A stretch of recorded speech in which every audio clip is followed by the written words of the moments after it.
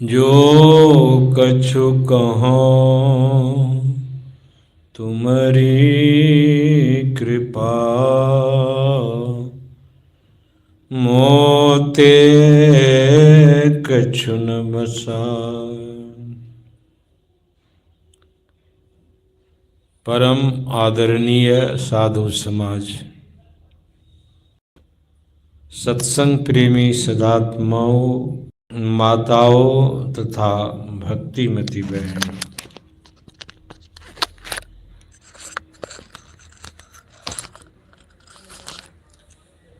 आप लोग सुनते चले आ रहे हैं। जो सत्संग प्रेमी हैं, प्रायः जहाँ भी जाते हैं वहाँ पर भक्ति के विषय में बहुत विशद चर्चा होती रहती है।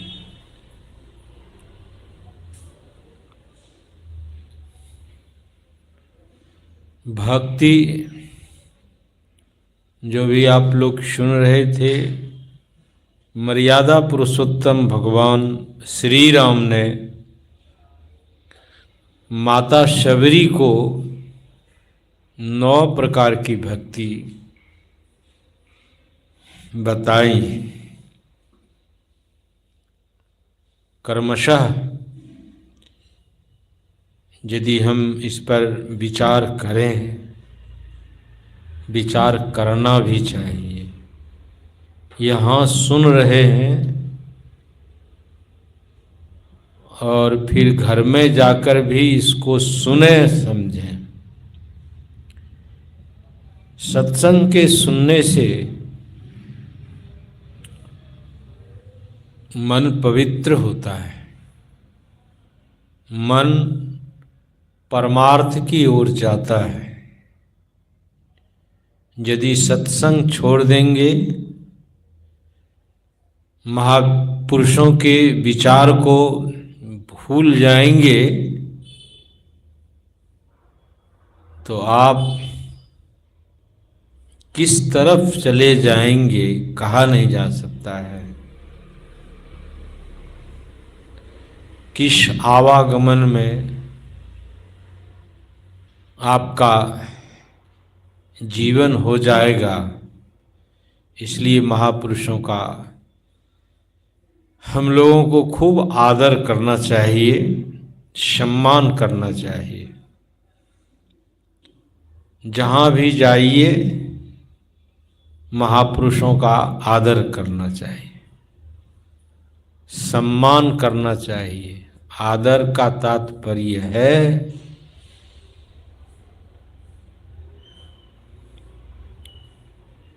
कि महापुरुषों के विचारों को जीवन में अंगीकार करना ही आदर है, सम्मान है। आप सत्संग में बैठते हैं, महापुरुषों के विचारों को सुनते हैं, आपके मन में यह होता रहे कि सब तो सुनते चले आ रहे हैं, बहुत सुने, भले नहीं बोले मने मन होता है कि सब तो सुनते चले आ रहे हैं। कितना बार सुना है। तो यह आदर और सम्मान नहीं है। किसका? महापुरुषों का। कहिए तो जो यहाँ पर अभी मर्यादा पुरुषोत्तम भगवान श्री राम के उपदेश अभी आपको सुनाया गया है। तो यदि आप महापुरुषों के यानी भगवान श्री राम का सम्मान करना चाहते हैं, आदर करना चाहते हैं, तो आपको बहुत कुछ मिलेगा। कथा प्रसंग में संत लोग सुनाते थे, सत्संग हनुमान जी पराया रहते हैं, राम भी रहते हैं सत्संग में। चाहे जैसा भी सत्संग हो, यदि भगवान श्री राम का, हनुमान का, संत सदगुरु का ज्ञान का श्रवण करते हैं, अवश्य ही ऐसे महापुरुषों का शक्ति उनको मिल जाता है और उस शक्ति से वह स्नेह स्नेह आगे बढ़ते जाते हैं। इसलिए सत्संग में जो सम्मानित हैं महापुरुष, हमेशा मन को एकाग्रता पूर्वक महापुरुषों के विचार को सुनना चाहिए। कभी नहीं सोचना चाहिए कि जहाँ लाखों की भीड़ है वही अच्छा है, जहाँ दो एक आदमी है वो ठीक नहीं है। अब देखिए,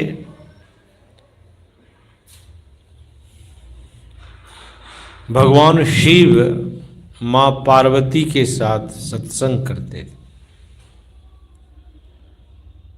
भगवान विष्णु लक्ष्मी के साथ सत्संग करते थे। कितने का नाम गिनाया जाए। किस लिए?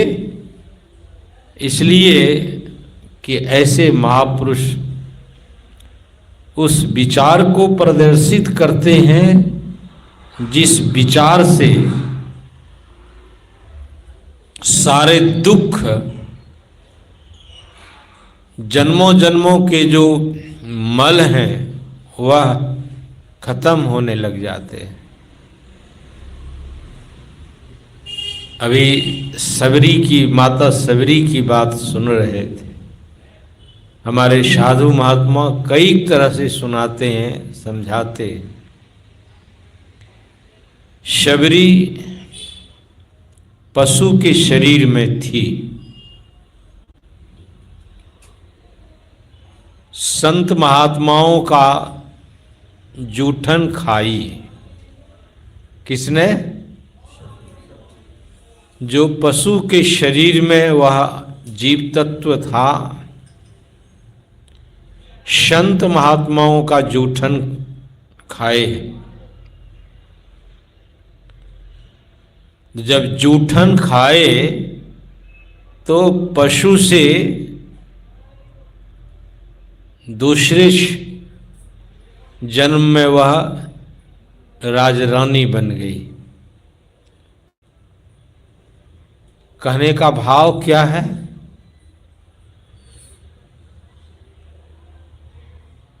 हम लोग जब तक इस ज्ञान को धारण नहीं कर रहे हैं या कोई है, यदि ज्ञान को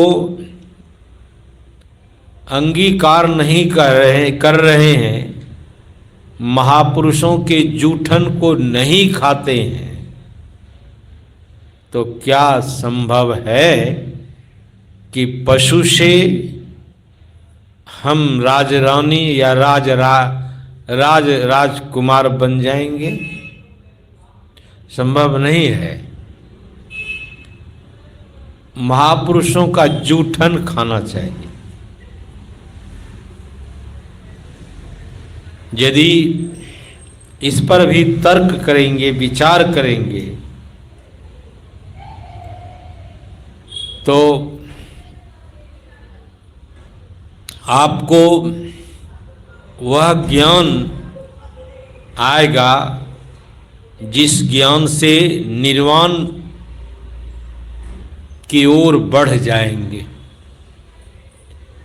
यदि संतों के, भगवंतों के जूठन आप खाएंगे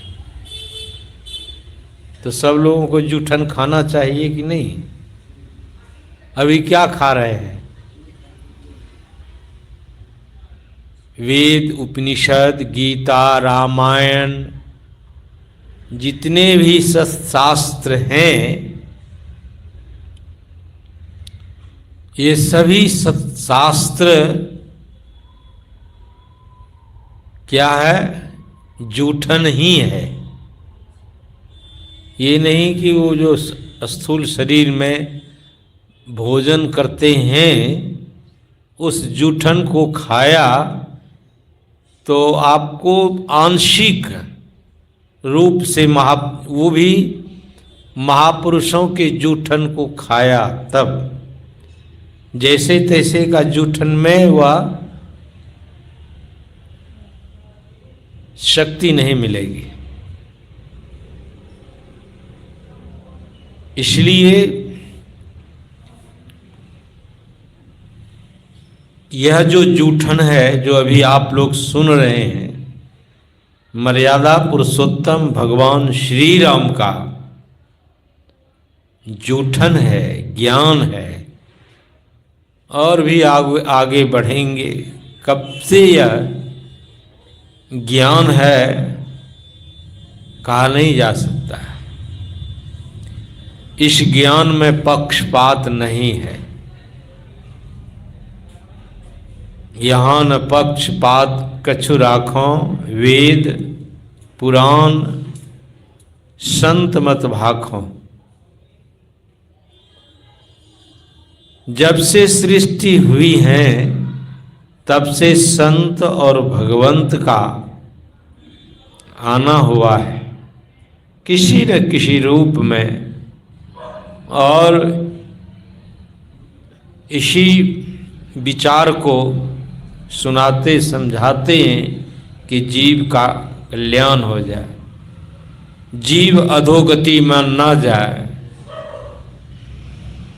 जीव परम प्रभु में एक मेघ हो जाए। तो अब सबरी पशु शरीर में थी। हम लोग भी कहेंगे कि पशु श्रेणी में है कि नहीं है। मानस की ही पंक्ति है, रामचंद्र के भजन बिना, यानी भक्ति, भजन मतलब भक्ति, ये नहीं कि हारमोनियम ढोलक खंजरी की बात नहीं है। रामचंद्र के भजन बिना जो पद चह निर्वाण, ज्ञानवंत अति सो नरा। ज्ञानवंत, बहुत सारा ज्ञान है। कौन सा ज्ञान है? बहुत सा लौकिक ज्ञान बहुत।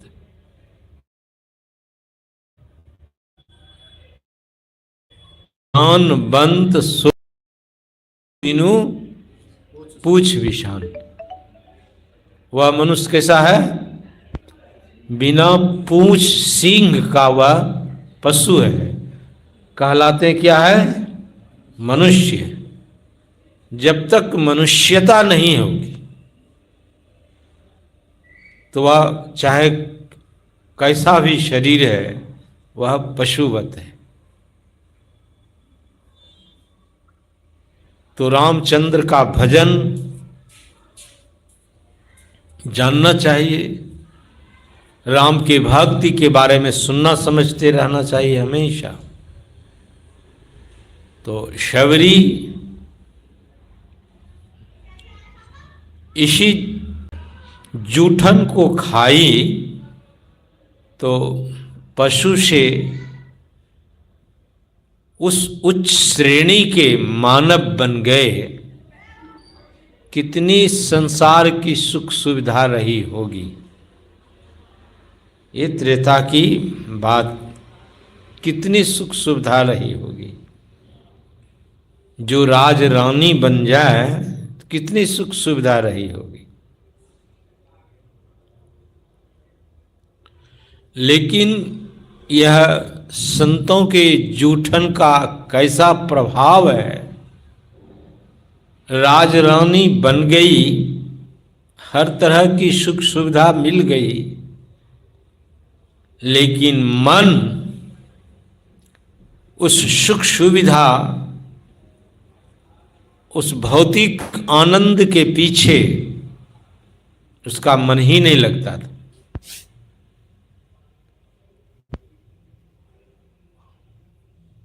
राजरानी ने अपने पतिदेव से कहा कि पतिदेव, मुझे संतों का दर्श स्पर्श हो, ऐसा कोई उपाय कर दीजिए। तो जो जैसे उत्तम श्रेणी के लोग होते हैं, जिसकी भावना सात्विक पवित्र पावन होता है, प्रायः उनके संबंध भी ऐसे ही जनों से होता है, चाहे वह पुत्र हो, पुत्री हो, पति हो, आदि आदि जितने भी संबंध हैं,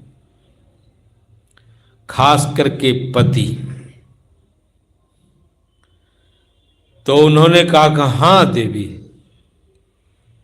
तुम्हें साधु महात्मा के ज्ञान सुनने को मिले, दर्शन हो, इसलिए मुझे तो कमी नहीं है, एक सत्संग घर बना देता हूँ, वहाँ संत महात्मा लोग आएंगे, आप जाएंगे, सुनेंगे।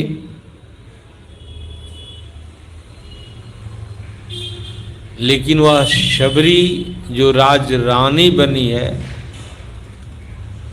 क्या ख्याल है कि मैं फिर जूठन खाऊं, महापुरुषों के विचार को सुनूं।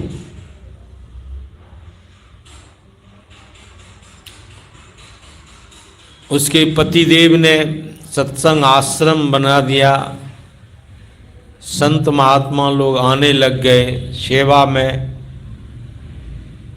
होने लग गया।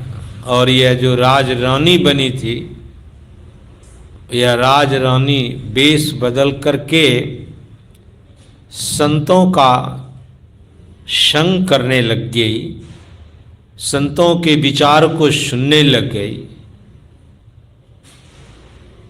स्वाभाविक है, सत्संग में जो संत महात्मा लोग होते हैं, देखते हैं कि कौन सुन रहा है, किनका सुनने में मनोयोग है। वो तो आत्मदर्शी होते हैं, वो तो सबको देखते हैं। भले मंच पर बैठा हो, सुनाता हो, लेकिन उनके जो ज्ञान चक्षु हैं, वो ज्ञान चक्षु से देखते कौन इस अधिकार का सम्मान कर रहा है। स्वाभाविक ही है, उससे जो अधिकार का सम्मान करता है या करती है, तो उस पर संत महात्मा लोग बहुत प्रसन्न हो जाते हैं। तो वह राज रानी जब इस तरह से सत्संग में जाती थी, महापुरुषों के विचार को बड़े मनोयोग पूर्वक सुनते थे, तो एक संत बड़े प्रसन्न हो गए। कहा, बेटी कुछ मांगो, मैं तुम्हारे इस भाव से, इस आदर से, सम्मान से मैं बहुत प्रसन्न हूँ, कुछ मांग लो।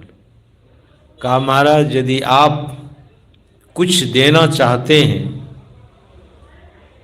तो मैं मांग क्या की मांग सबरी ने, जो साधारण लोग नहीं मांगेंगे। कैसा वह उनके अंदर में संस्कार था संतों के जूठन का। शबरी जो राजरानी बनी हुई है, उस संतों से कहा कि महाराज मुझे ऐसा शरीर दो जिस शरीर को देखकर लोग दूर ही चला जाए, देखना नहीं चाहे ऐसा शरीर दो। ऐसे कुल घराने में मेरा जन्म दो जिस कुल घराने को लोग निकृष्ट दृष्टि से देखते हैं। संतों ने कहा कि ऐसा क्यों तू मांगती है? कहा हाँ प्रभु, सब चीज तो है, लेकिन मैं जिसके लिए यह शरीर है वही काम नहीं कर पा रहा हूं। इसलिए इस शरीर किस काम का है? सुंदर है शरीर, सब तरह से संपन्नता है, लेकिन इस शरीर से हम कुछ कर नहीं पाते हैं।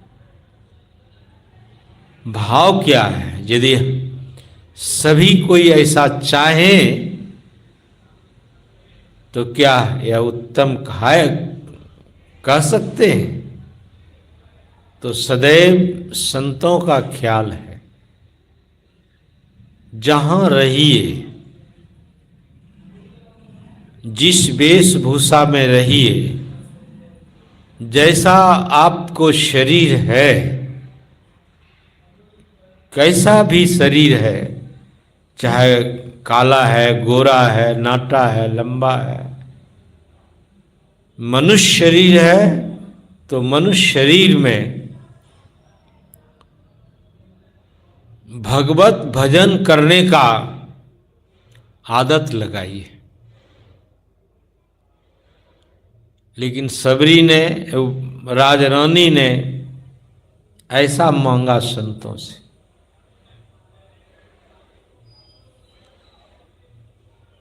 फिर कथा आप लोग सुनते चले आते हैं, चले आ रहे हैं। मतंग ऋषि के सेवा में, संत थे मतंग ऋषि, उनकी सेवा में हुए हैं, बहुत सेवा की है। जब मतंग ऋषि जाने लग गए तो कहा बेटी यहीं रहना, भगवान श्री राम आएंगे। लेकिन कब आएंगे यह भी नहीं मतंग ऋषि ने कहा था। भगवान श्री राम आएंगे, गुरुदेव ने कहा है, तब से जिस रास्ते से भगवान श्री राम आएंगे उस रास्ते को बुहारती है, साफ करती है, फूल रास्ते पर बिछाती है, एवं पागलपन की तरह।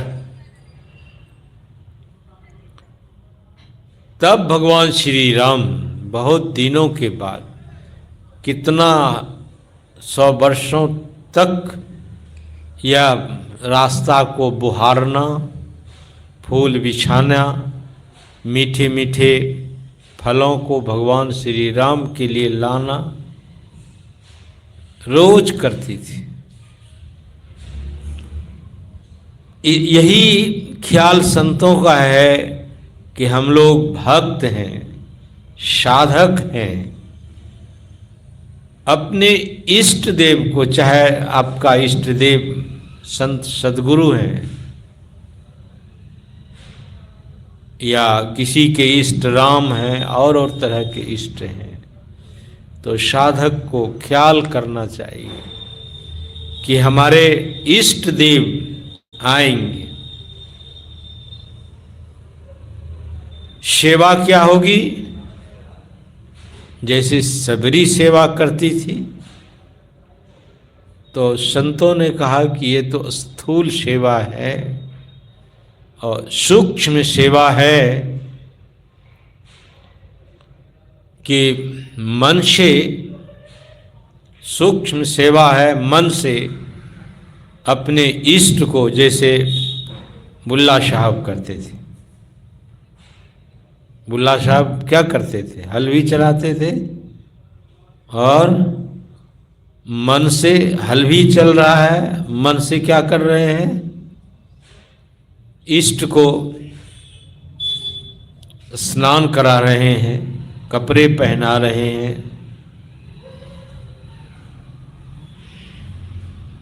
आसन देकर भोजन खिला रहे हैं, ये रोज का कार्य था। बुल्ला साहब इस तरह के थे, इसलिए दृष्टांत है। भक्त जो होते हैं, यह दृष्टांत को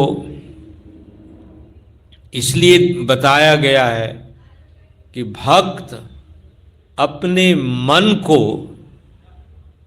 अपने इष्ट के कार्यों में लगा के रखना चाहिए,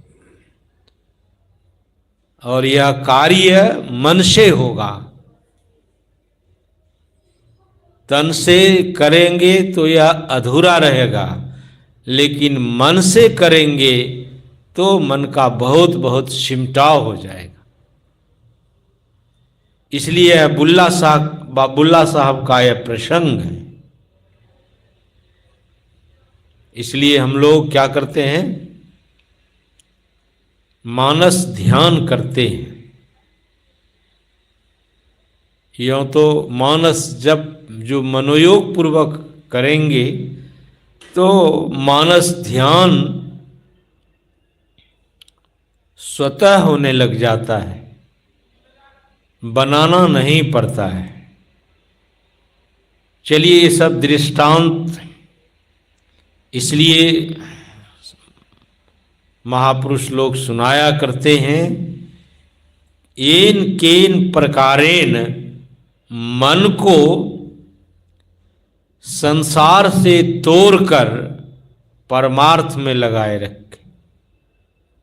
संसार के भी काम कर रहे हैं तो उसमें भी परमार्थ को जोड़ के रखिए हमेशा। सत्संग में यही आद दिलाई जाती है, संसार के काम करिए, करना पड़ेगा ही, लेकिन संसार के कामों में भी परमार्थ को जोड़ कर रखिए, जैसे बुल्ला साहब करते थे। संसार के कार्य तो कर ही रहे थे, लेकिन कहाँ मन को जोड़ रखे थे, परमार्थ में। हम लोग नहीं कर पाते हैं, ऐसा हो ही नहीं पाता है कि काम हो और उस मन को संसार के कामों को करते हुए परमार्थ की ओर मन को अग्रसर करें तो कितना उत्तम हो जाएगा। इसलिए यह सब दृष्टांत के द्वारा अभी मर्यादा पुरुषोत्तम भगवान श्री राम के जो 9 प्रकार की भक्ति है, इसको 3 भागों में विभक्त कर दीजिए।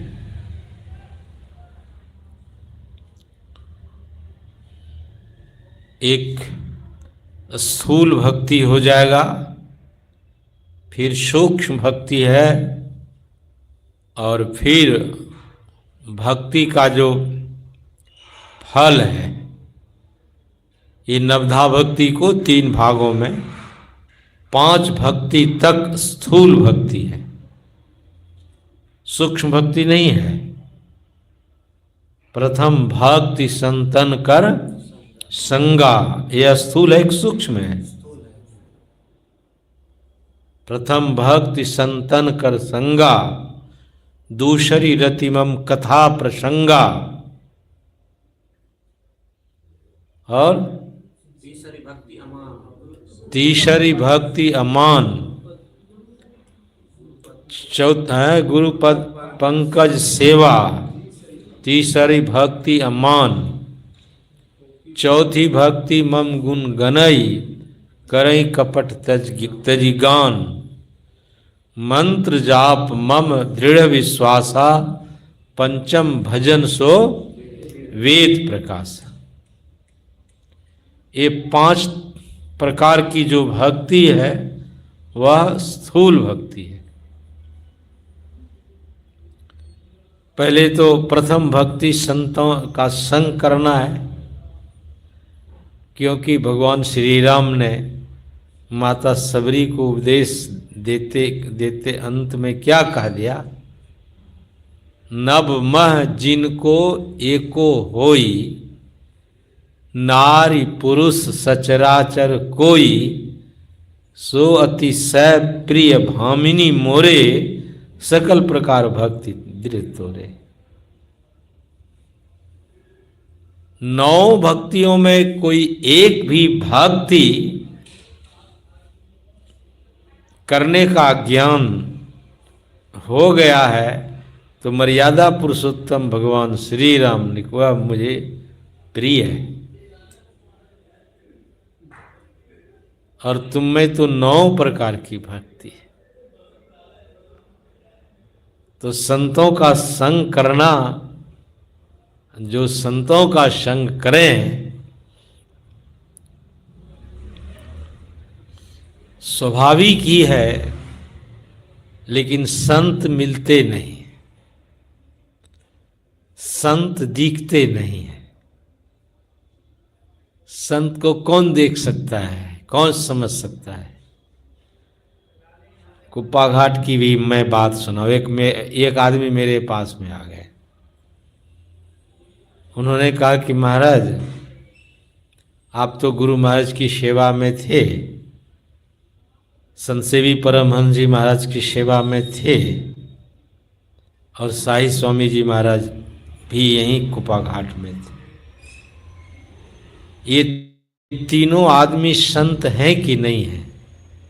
ऐसे प्रश्न कर दिया मुझे। तो मैंने कहा कि पहले इन्हीं से पूछे। मैंने कहा आप क्या समझते हैं कि ये तीनों संत हैं कि नहीं हैं? कहाँ, ये तीनों संत हैं। गुरु महाराज तो संत हैं ही, संतसेवी बाबा भी संत हैं, शाही बाबा भी संत हैं। तो मैंने कहा किस दृष्टि से देखकर आप कह रहे हैं? बोले वह दृष्टि तो मेरे पास में है नहीं, तो आप कैसे संत कह रहे हैं? कहा कि मैंने श्रद्धा से कह रहा हूं। बोले श्रद्धा कुछ और है, और संतों का दर्शन कुछ और तरह से होता है। इसलिए श्रद्धा से काम नहीं चलेगा, आपको भी संत ही बनना पड़ेगा। जब तक आप संत नहीं बन जाएंगे तो संत को कहाँ से पहचान सकेंगे? फिर भी संत के पहचान के लिए सारे संतों ने बताया है कि संत कौन होते। उस कसौटी पर देखेंगे तो वह भी कसौटी पर कस के देखने के बाद उसमें भी मन इधर उधर हो जाएगा। गोस्वामी जी ने संत की पहचान बताई क्या? खट विकार जित अनघ, अकामा अचल अकिंचन, सुचि सुख धामा, अमित बोध निहिमित भोगी, सत्य सार कवि कोविद जोगी। इतने मानस की इतनी बातों में कुछ तो आपको पल्ले पड़ जाएगा, कुछ पल्ले नहीं पड़ेगा। खट विकार जित, 6 विकारों पर उसका अधिकार होता है। जब गुरु महाराज संत हैं, हम लोग मानते हैं, जब गुरु महाराज बिगड़ते थे तो कमरे में बिगड़ते थे, आवाज कहाँ जाती चली जाती थी, नहीं गेट पर चले जाते थे इतना बिगड़ते थे। लेकिन उसके बिगड़ने में, गुरु संतों के बिगड़ने में भी हानि नहीं, लाभ।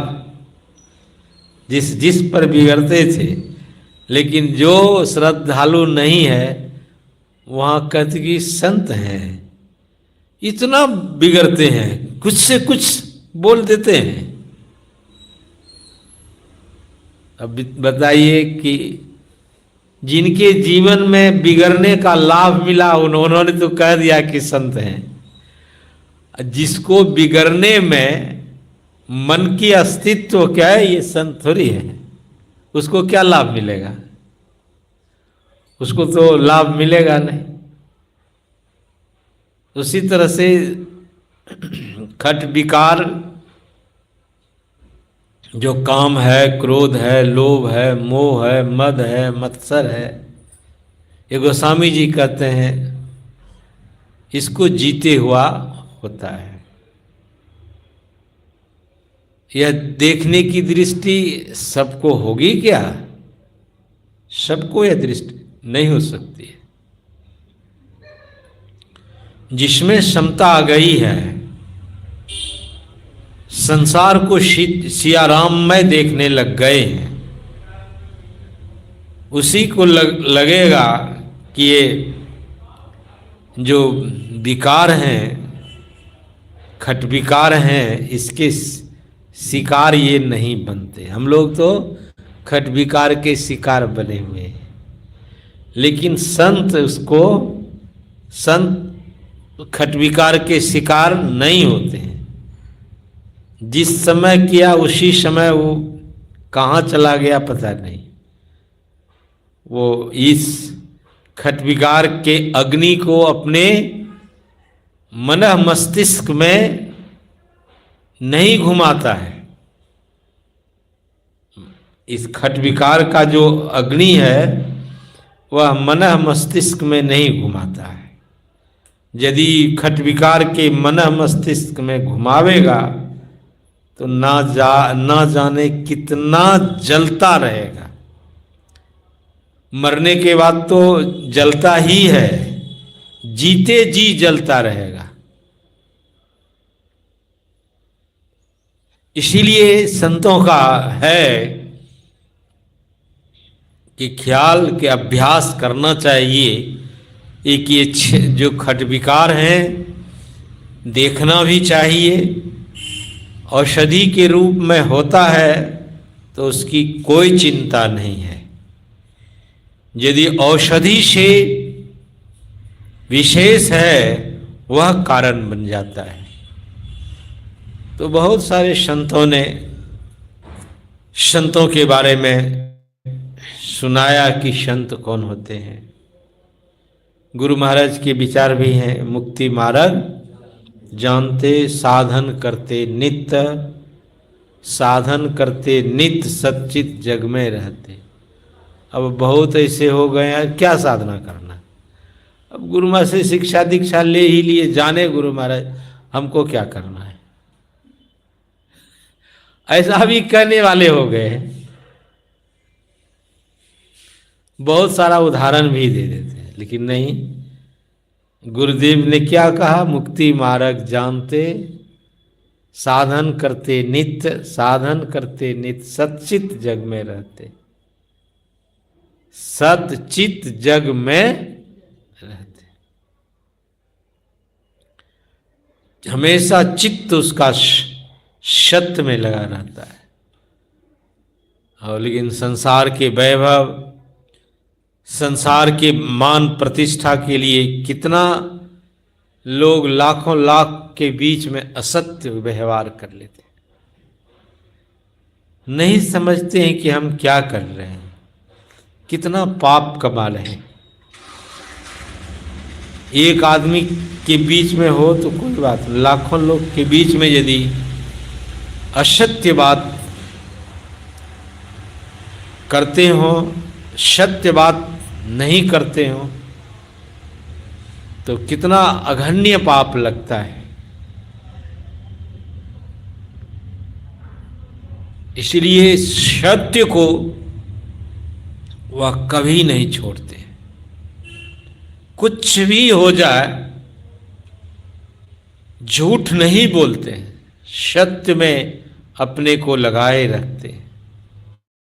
ये संतों का लक्षण है। इसलिए मुक्ति मार्ग जानते साधन करते नित्य, साधन करते नित्य सच्चित जग में रहते, दिन दिन अधिक विराग प्रेम सत्संग सो करते।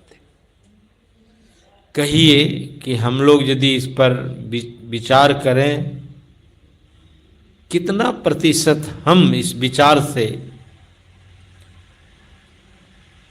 अपने को मजबूत बना पाए हैं, विचार करके देखिए। इसी विचार को मजबूत बनाना है कि हम ये जो संतों के लक्षण हैं, क्योंकि हम संत के संतान हैं, हमारा भी पुनीत कर्तव्य है कि इस विचारों में, इस रास्ता में चलने का पूरा पूरा प्रयत्न करना चाहिए। तो ऐसा करने वाला प्रथम भक्ति संतन कर संगा यदि कोई कर ले, तो भगवान श्री राम के कथनानुसार प्रभु के बड़े प्यारे हो जाएंगे। प्रभु हमेशा उनका दरस परस होता रहेगा। और कथा प्रसंग यदि कहेंगे, अभी आप लोग कथा प्रसंग में हैं,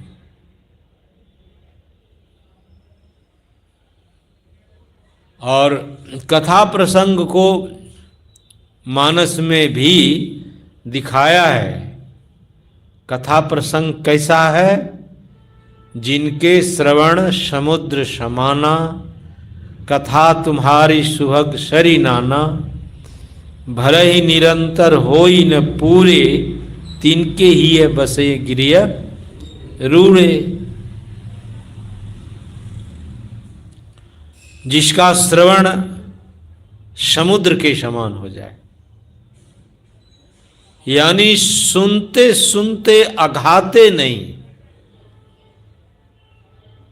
यहां शब्द से इंकित किया गया है मानस में। तो दूसरी रतिमम कथा प्रसंगा, कथा प्रसंग में इतना लीन होना चाहिए कि बगल में कौन है इसका भी पता नहीं हो। ये दूसरी भक्ति हुई। कथा प्रसंगा, गुरुपद पंकज सेवा, गुरुपद पंकज सेवा। तीसरी भक्ति अमान, गुरुपद पंकज की बात करी है।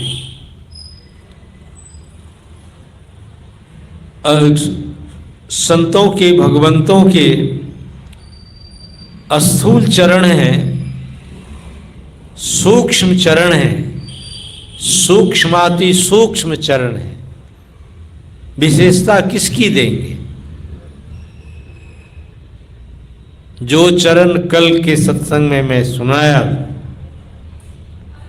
जो चरण कमलबद्ध हो, जिनका आचरण व्यवहार कमलबद्ध हो, संसार में रह करके संसार से उपराम रहे, यह तीसरी भक्ति को हम कह सकते हैं।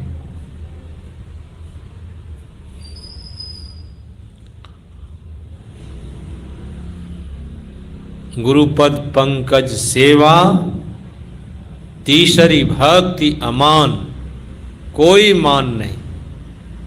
स्वाभाविक ही है, जो ऐसे भक्त हो जाते हैं वह मान अपमान से परे हो जाते हैं। यह तीसरी भक्ति में।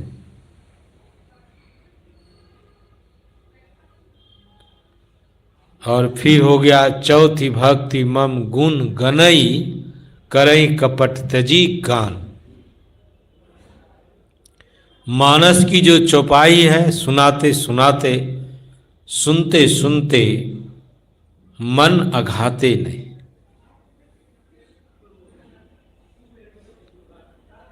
चौथी भक्ति मम गुण गनई, मेरे गुण का गान करना चाहिए। हम लोग गुणगान करते हैं ना सवेरे, सब क्षेत्र छरा पराप, किसका गुणगान है? ईश्वर का तो गुणगान है, यह भी कम नहीं है। प्रभु का गुणगान करना, गुरु का गुणगान करना, संत का गुणगान करना बहुत उत्तम है। चौथी भक्ति मम गुण गनई, करई कपट तजी गान। छल कपट छोड़कर गुणगान करना चाहिए। हम लोग तो बस रट लिए हैं, गुणगान तो करते हैं, रट लिए। कहाँ भाव आता है, आंख बंद करते हैं, कहाँ भाव आता है कि हम प्रभु का गुणगान कर रहे हैं कि हे प्रभु आप ऐसे हो, ऐसे हो, ऐसे हो। यदि आंख बंद करके प्रभु आप ऐसे हो, ऐसे हो, ऐसे हो, कितना मन एकाग्र हो जाएगा। लेकिन हम लोगों को तो बस एक रटा हुआ, शिकारी आएगा, जाल बिछाएगा, दाना डालेगा और फंसना नहीं। लेकिन फंसता है कि नहीं फंसता है? फंस ले तो जानते हैं, लेकिन गुणगान भी हम लोग कहाँ कर पाते, गुणगान भी नहीं कर पाते। गुरुदेव के समय में सुनाता रहता हूँ कभी कभी। गुरु महाराज के समय में जब सब क्षेत्र क्षर अपरा परा और अक्षर, गुरु महाराज कुर्सी पर विराजमान हो जाते थे, आसपास सारे लोग बैठ जाते थे। 3 तरह के लोग देखने को मुझे मिला। एक तो आंख बंद है, वह सब क्षेत्र क्षर अपरा परा नहीं कर रहा है, उसके मुंह से आवाज नहीं निकल रही है, बिल्कुल वह शांत है और मैं अपने अंदर में ही वह आनंद ले रहा है। दूसरा जो गुणगान का समय है, वहाँ वो बस झूम बराबर झूम हो रहा है, गुणगान हो रहा है। तीसरे तरह के लोगों को मैंने देखा, वह रो रहा है। गुणगान क्या करेगा, वो रो रहा है। अब उसके अंदर में जो रो रहा है, उनके अंदर में कौन सी भाव है, जो सो रहा है उसके अंदर में कौन सा भाव है, और जो गुणगान कर रहा है या कर रही है उसके अंदर में किस तरह का भाव। और गुरु महाराज भी खुद आंख बंद है, गुरु महाराज का बैठे हुए हैं, सब क्षेत्र क्षर अपरा परा और अक्षर पार में हो रहा। ये सारे संत और भगवंत यही दिखाते हैं। चौथी भक्ति मम गुण गनई, करई कपट तजी गान। मंत्र जाप मम दृढ़ विश्वासा। मंत्र का जप हम करते हैं, विश्वास कहाँ है? विश्वास तो और जगह है। जब तो कर रहे हैं, कितना सेकंड आप जप करते हैं, कितना मिनट जप करते हैं, क्यों भाग जाते हैं? विश्वास प्रेम जहाँ है वहीं मन चला जाता है। विश्वास रखना चाहिए, कहाँ रखना चाहिए विश्वास? मंत्र में। और वह मंत्र भी किसका है? मंत्र जाप मम दृढ़ विश्वासा। मंत्र का जप करना चाहिए दृढ़ विश्वास के साथ। मैं अपने प्रभु को बुला रहे हैं, अपने इष्ट का आवाहन कर रहा हूं, कर रही हूं। यह यदि भाव है आपके अंदर में, इस तरह का व्यवहार है आपके दिलो दिमाग में। यह कौन सी भक्ति हो गई? मंत्र जाप मम दृढ़ विश्वासा, पंचम भजन सो वेद प्रकाशा। वेद क्या है? एक वेद है और एक वेदज्ञ है और एक वेदांती भी है। वेदांती है और वेदज्ञ है, वेद है। तीन भागों में इसको देखिए। वेद जो बहुत प्राचीन है,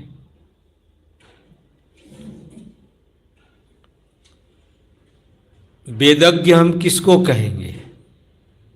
जो वेद की ऋचा को भली भांति समझते हैं। वेदांती किसे कहेंगे? वेद के जो अंतिम ज्ञान है, क्या बोलिए? वेद के जो अंतिम ज्ञान है उसको क्या कहेंगे? वेदांती कहेंगे। वेद है, वेदज्ञ है और वेदांती है। हाँ हाँ, वेद के अंतिम ज्ञान को। वेद में तो बहुत सारी ऋचाएं हैं ना, कितने हजार वेद में ऋचाएं हैं, श्लोक हैं। लेकिन हमारे गुरु महाराज ने वेद के क्या तो ऋचाएं रखा है?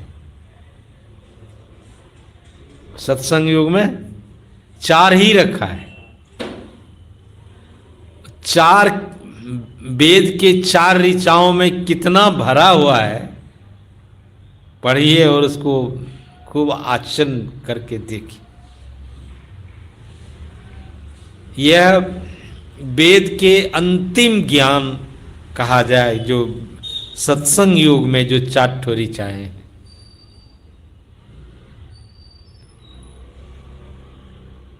तो पंचम भजन सो वेद प्रकाशा। प्रकाश शब्द जोड़ा गया है। इस प्रकाश से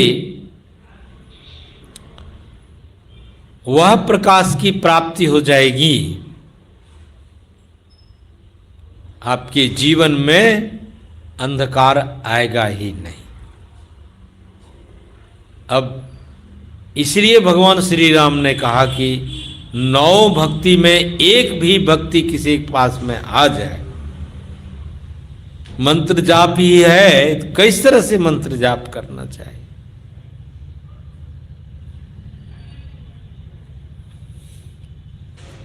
और फिर भी यह कौन सा भक्ति हो गई? स्थूल भक्ति हुई। 5 भक्ति तक क्या हुआ?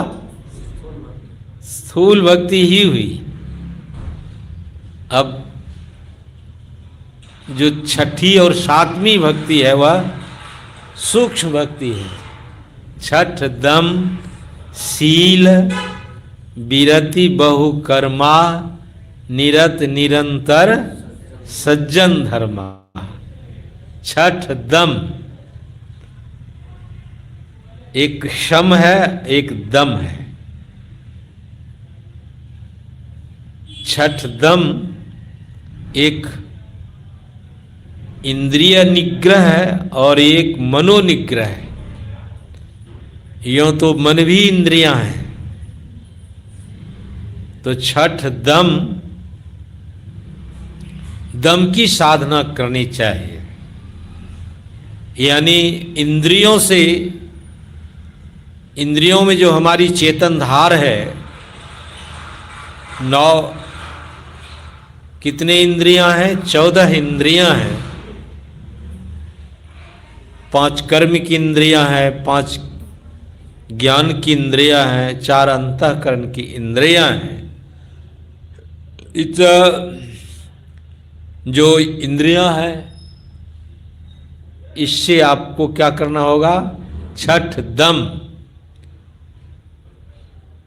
सारे इंद्रियों में जो हमारी चेतन धार है, क्रिया विशेष के द्वारा उस चेतन धार को समेटना है। लेकिन कैसे समेटा जाएगा? छठ दम शील सदाचार का पालन करना पड़े,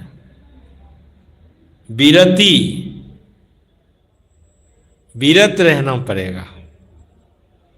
छठ दम शील, जो सदाचारी रहेगा अब स्वाभाविक ही उसके जीवन में विराग रहेगा।